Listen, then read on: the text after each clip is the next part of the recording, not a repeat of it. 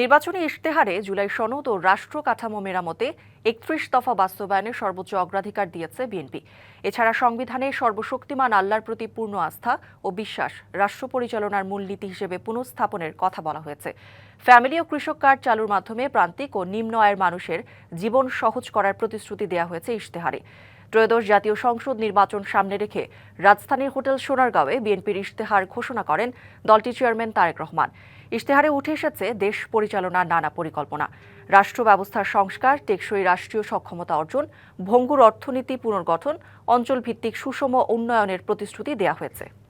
শুক্রবার বেলা 3:30টায় শুরু হয় বিএনপির নির্বাচনী ইশতেহার ঘোষণা। দলের চেয়ারম্যান তারেক রহমান মঞ্চে আসার আগেই উপস্থিত আমন্ত্রিত অতিথি ও রাজনৈতিক নেতারা। স্তম্ভের মধ্যে বা 5টা ভাগে আমরা ভাগ করেছি। শুরুতে বিএনপি চেয়ারম্যান তারেক রহমান তুলে ধরেন বিএনপির নানা ত্যাগ তিতিক্ষার কথা, জানান প্রতিকূল পরিস্থিতিতেও আদর্শ থেকে বিচ্যুত হয়নি বিএনপি। এই ফ্যাসিবাদের পুনরাবৃত্তি যদি না চাই, অবশ্যই আমাদেরকে ডেমোক্রেটিক প্রসেস বা গণতন্ত্রের চর্চা আমাদেরকে অব্যাহত রাখতে হবে। বিএনপি ফ্যাসিবাদের পুনরাবৃত্তি চায় না উল্লেখ করে তারেক রহমান রাষ্ট্র পরিচালনায় নানা বিষয় তুলে ধরে তার আই হ্যাভ এ প্ল্যান এর ব্যাখ্যা দেন। বাংলাদেশকে বর্তমান এবং ভবিষ্যৎ প্রজন্মের জন্য একটি নিরাপদ রাষ্ট্রে পরিণত করার জন্য বিএনপি কতগুলো সুনির্দিষ্ট পরিকল্পনা গ্রহণ করেছে।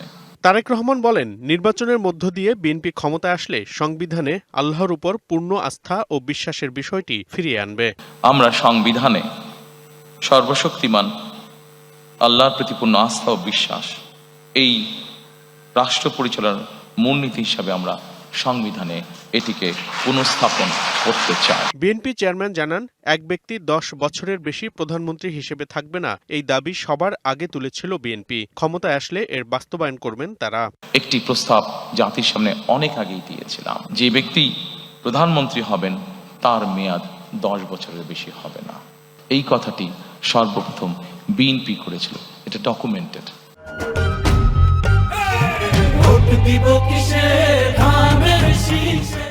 কাজেই এটির ক্রেডিটও আমরা অবশ্যই গ্রহণ করতে চাই। প্রতিশোধ কখনোই ভালো কিছু আনতে পারে না উল্লেখ করে ক্ষমতায় আসলে আইনের শাসন প্রতিষ্ঠা এবং বিচার বিভাগের পূর্ণ স্বাধীনতার কথা বলেন তারেক রহমান। প্রতিশোধ কখনো শান্তি এনে দিতে পারে না, প্রতিশোধ কখনোই ভালো কিছু এনে দিতে পারে না। সর্বস্তরে যত দ্রুত সম্ভব দ্রুততার সাথে সর্বস্তরে আইনের শাসন প্রতিষ্ঠিত করাই একমাত্র এই দেশ এবং জাতিকে রক্ষা করতে পারে। গত 16 বছরে মুক্তিযুদ্ধকে একটি দল নিজস্ব সম্পত্তি হিসেবে প্রতিষ্ঠিত করার চেষ্টা করেছে জানিয়ে ক্ষমতায় আসলে নিরপেক্ষভাবে মুক্তিযুদ্ধের ইতিহাস সংরক্ষণের প্রতিশ্রুতি দেন তারেক রহমান। আমরা দেখেছি কিভাবে এই মুক্তিযুদ্ধটিকে একটি পরিবার বা একটি দলের সম্পত্তিতে পরিণত করার চেষ্টা করা হয়েছে।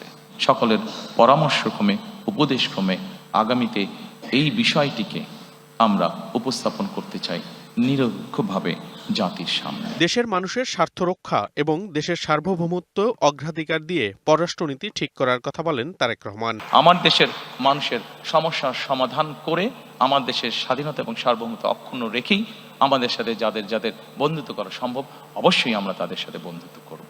ইশতেহারে তুলে ধরা হয় ভঙ্গুর অর্থনীতি পুনরুদ্ধারের জন্য ব্যাংকিং খাত ও রাজস্ব ব্যবস্থাপনার নানা পরিকল্পনা।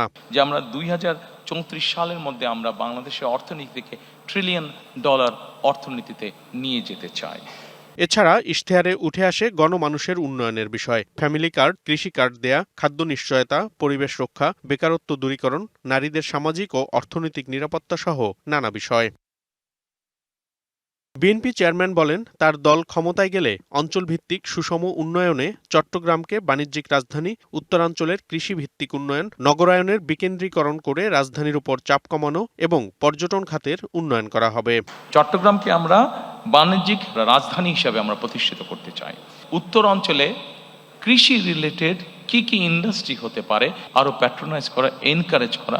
ইশতেহারে ধর্মীয় সম্প্রীতি, পাহাড় ও সমতলের নৃগোষ্ঠীর অধিকার রক্ষা, ক্রীড়া খাতে উন্নয়ন, গণমাধ্যমের স্বাধীনতা নিশ্চিত, অর্থনীতির পুনরুদ্ধারের কথা বলা হয়।